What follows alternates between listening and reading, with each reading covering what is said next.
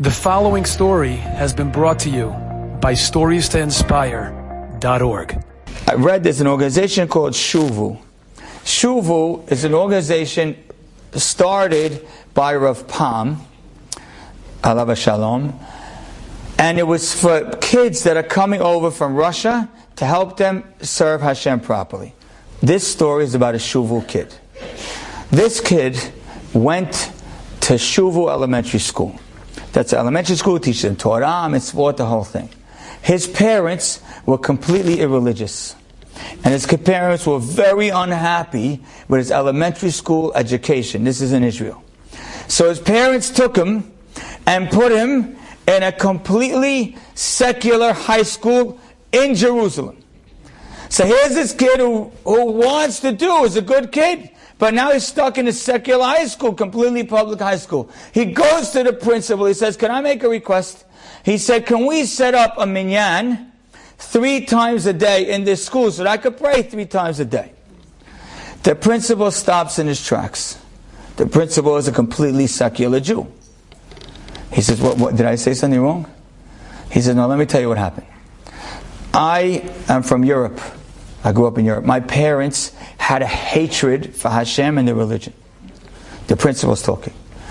He says, but every Friday night, I would see my mother sitting in the window with tears in her eyes.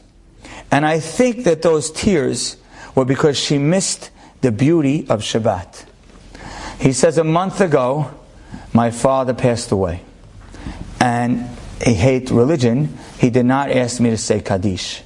But oddly enough, a few days ago, I opened one of his drawers and I found his Siddur. So this morning when I woke up, his Siddur was on my night table. And now you're asking me to make a minyan. And what's even stranger is that in the basement of this building, there's an old shul that hasn't been used. That afternoon, they cleaned out the mildew in the basement, and this principal organized for this kid to pray in a minyan 3 times a day. And the principal said Kaddish for his father 3 times every day. And the school happens to was near some Hasidic place, and this kid arranged with the Hasidic Rebbe to have a chavruta with one of the students.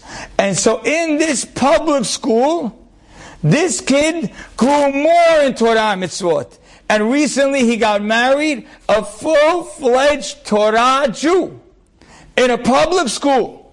Because we think it's about where I am, and who I'm around, and where you see me, and how I look. No, it's about something you can't touch. My daughter Rivka recently got married, came into my house the other night, and she says, Dad, I just made this poem. Okay? So I'm going to read to you this poem and conclude with this. The poem is titled, My Father, My King. There are 2 kinds of people that share a common goal. They both are there for the child, yet they differ in their role. A father wants what's best and wants to provide for his son, yet he may not always have the means and the power to get it done. He so badly wants to give and yearns to do it all, yet often it's beyond him. He lacks the control. Then we have a king who has the power and control, yet not always does he want to help some people at all. He can really do it. He has the power and the skill, but he's lacking in the yearning, which is crucial still. However, when you combine these 2 traits of the father and the king and have them as one, you can do most anything. Who fits this title of having the wanting and the power is truly the one above. He's our king and our father. He has the power to do as he desires, but he also has the want to give what we require. So we turn to him and plead, begging for all we can, because he can and wants to lend that helping hand. He's Avinu and Malkenu, our Father and our King. So call out to him. He can give you everything. Enjoyed this story? Come again.